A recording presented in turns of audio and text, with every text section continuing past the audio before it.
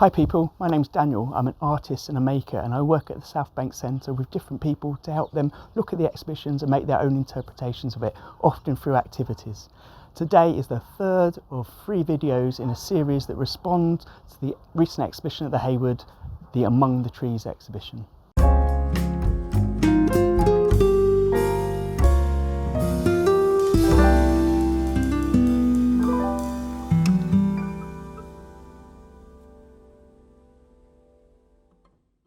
Great, well welcome. I hope you've seen the other 2 videos that I've made in response to the Among the Trees exhibition.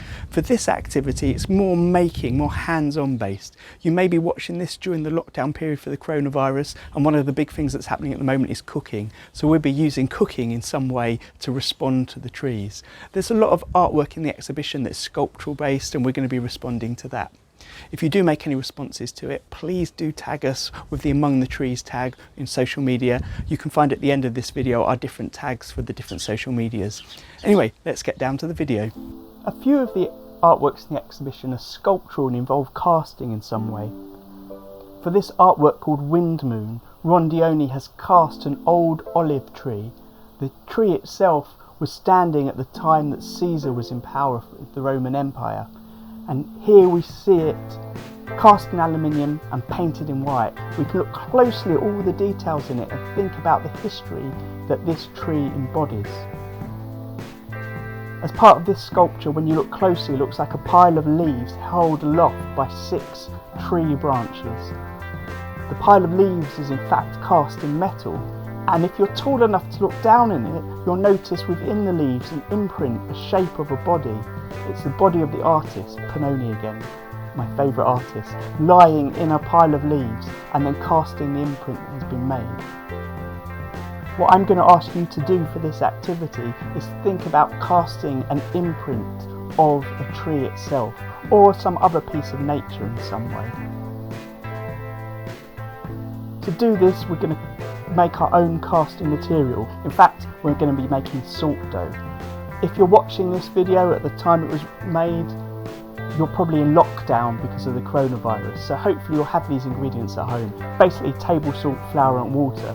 You need half a cup of table salt, 1 whole cup of flour and half a cup of water. Then you simply mix the salt and the flour together and then gradually add the water to that mix so it becomes thicker and more like Play-Doh. The Play-Doh though itself is very sticky.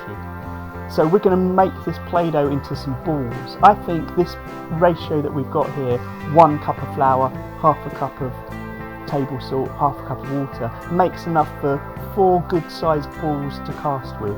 You can obviously scale this up or make more of this if you want. When you're shaping it into small balls, make sure you put some flour on your hand so it doesn't stick to you. Then you can pick up the mix, start shaping it into balls, make sure you've got some flour on maybe a grease-proof surface that you can then put the balls onto and they're not going to stick.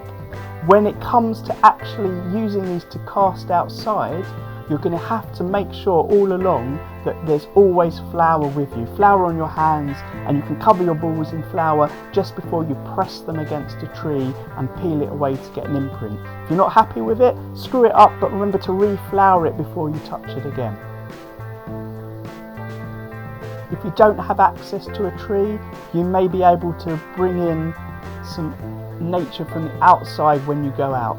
So grab anything that's around. Here I'm using a pine cone. Make sure again your ball, here I flatten the ball a bit, is covered in flour so the pine cone or sticks or whatever you push into it doesn't stick too hard to the salt dough. Then you need to set your oven at its lowest temperature. Put the salt dough in. Here I've got it on a baking tray with greaseproof paper, and on the lowest temperature it takes about 3 hours to solidify. Remember, at the end of this, these are not edible. You have a solidified imprint of the texture of a tree to explore. What I'm going to suggest to help you bring out that texture is that you paint it. And the best way to paint something like this is using a very fine paint wash. It's So first of all, you need to wash off any flour that's left on, and then we put the paint on really watered down. Because it's really watered down, the paint pulls up into all the gaps and recesses, and in those gaps and recesses it becomes darker, emphasising them. So start with a really watery wash.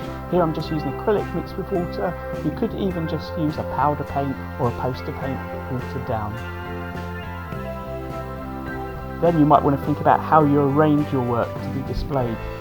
Maybe you're going to leave it outside, back to nature, and see what happens.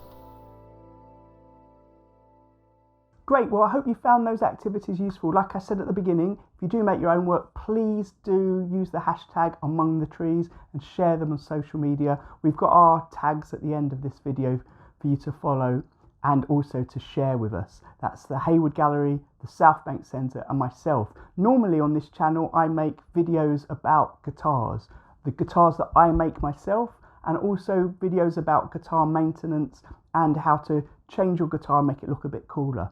So if you are here for these activities videos, the art activities, I'm going to be putting them up during the lockdown period. So do subscribe and stay tuned for more of those. But if you are here for guitar stuff, or you're interested anyway, also look out, because over this period I'm going to be releasing more videos than normal.